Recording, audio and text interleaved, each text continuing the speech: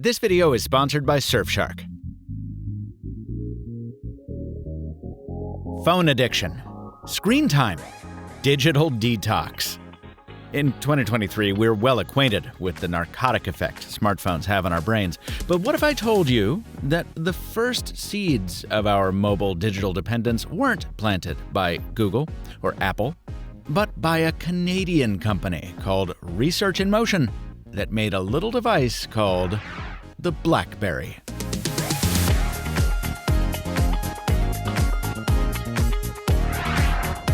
Like many white-collar guys before me, a BlackBerry was my first smartphone, which I bought because I was worried that I would soon get laid off from my job. And while I still had some income, I wanted to buy the most capable mobile device I could. In 2005, on my carrier, Nextel, that was the BlackBerry 7520, a hulking monster of a PDA that brought internet, two-way messaging, third-party apps, and email to my hip holster 2 years before anyone had heard of anything called iPhone. By the time I bought mine, BlackBerries had already become notorious as the smartphones people couldn't put down. Their instant email capability so addictive that they became known as crackberries. Stay tuned to the end for a special fun fact about that. But as popular as they were in the mid-aughts, BlackBerries were also unmistakably corporate. They were company phones carried by company men and women, tied to expensive enterprise rate plans with few toys and no cameras, which at the time were still seen as dangerous liabilities by corporate security departments wary of industrial espionage. So RIM embraced the latter half of its brand name and sprung into motion on a different line of BlackBerries for consumers. A silver body? A speakerphone that looks like a Transformer's face? A concerning amount of skeuomorphism and Comic Sans? If it didn't say BlackBerry right on the bezel, I wouldn't have believed it. But the 7100 brought the company's famous rapid-fire email capabilities to a more slender casing meant to appeal to a more conventional consumer by introducing a new keyboard called SureType. It was laid out like a full QWERTY, so your muscle memory stayed intact, but it placed 2 letters onto each key to save space and used clever autocomplete software to help decide what words you were trying to clack out. It worked surprisingly well. RIM used similarly smart software to make its click wheel work. Most of the time, you could get to what you needed on your BlackBerry with a minimum of clicks because the menus were laid out so well. The click wheel was also the best way to play the one game RIM did ship on BlackBerries, the Arkanoid clone Brick Breaker. Nevertheless, the click wheel took up a lot of space in the casing, and by 2005 it was pretty clear that BlackBerry needed an updated interface mechanism. One that wasn't inspired by a 1990s VCR remote control. That mechanism was the trackball, and it made its debut on a phone that would serve as the on-ramp for millions of freshly minted crackberry addicts, the BlackBerry Pearl. It wasn't just about the trackball. The Pearl was BlackBerry's first camera phone, the first to ship with removable storage and an MP3 player to make the most of it.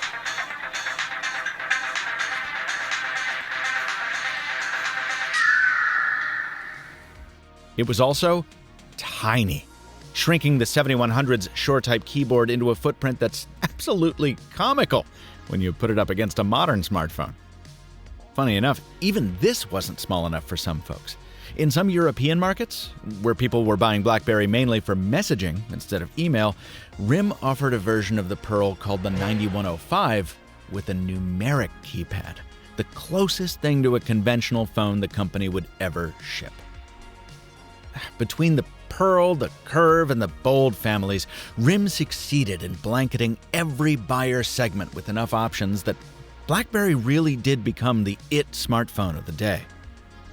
Before there was Apple iMessage, there was BBM with its end-to-end encryption and read receipts.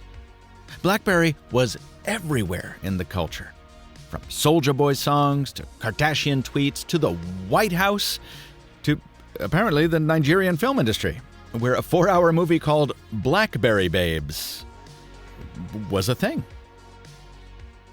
It was into this era of wall-to-wall BlackBerry saturation that RIM decided to inject some hinges.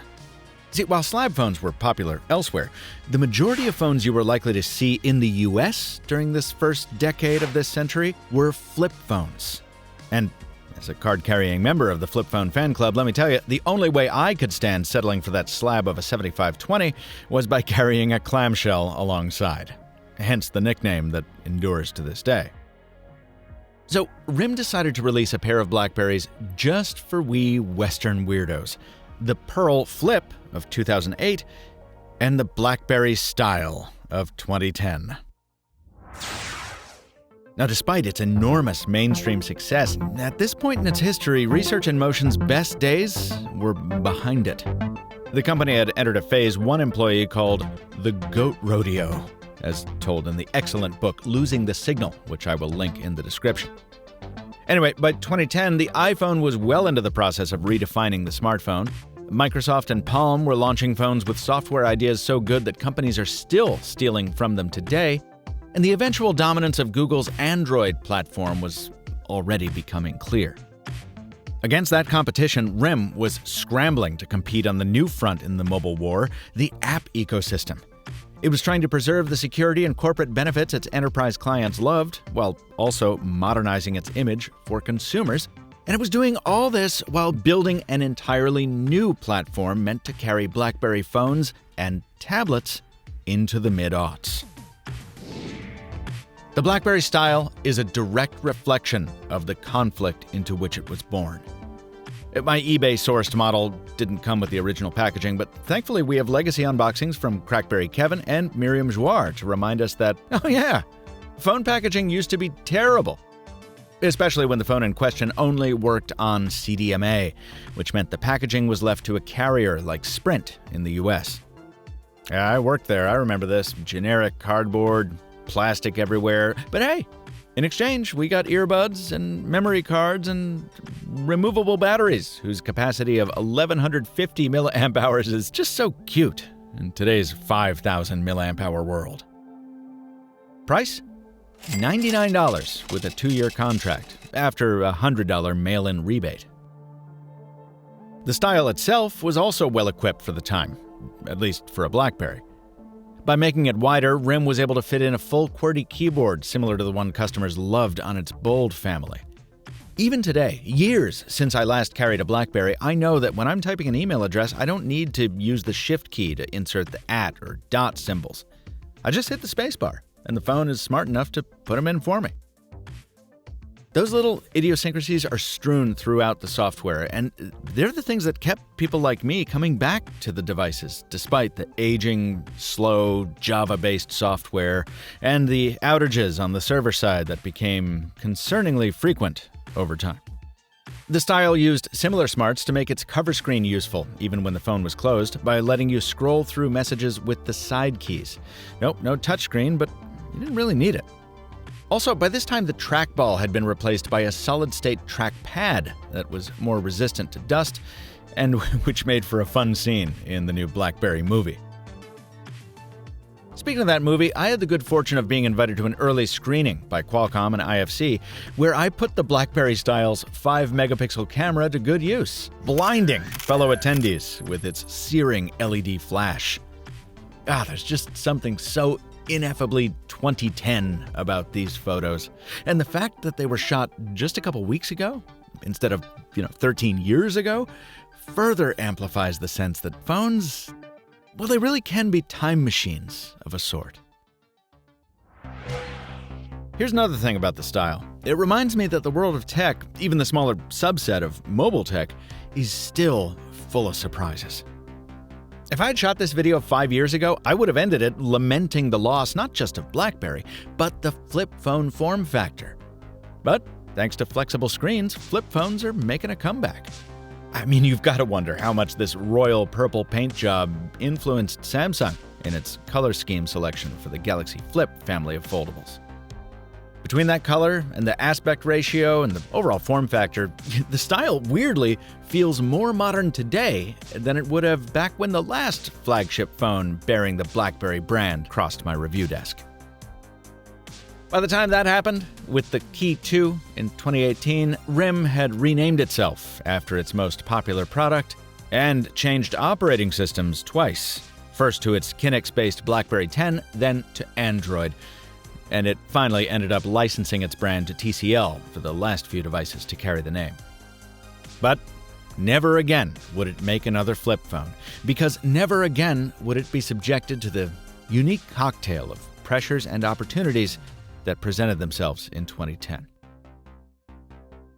If this time period in mobile tech is interesting to you, there's a very similar story I covered in an earlier When Phones Were Fun episode featuring the Palm Centro. And there's also so much more to learn about BlackBerry's story. I wanted to include the infamous BlackBerry Storm in this video, but the unit I got from eBay is so deep into the process of melting into a puddle of latex that I couldn't even pick it up. Oh, it's somehow gotten worse with age. Oh, I can't even hold. Ew. Rubber reversion strikes again.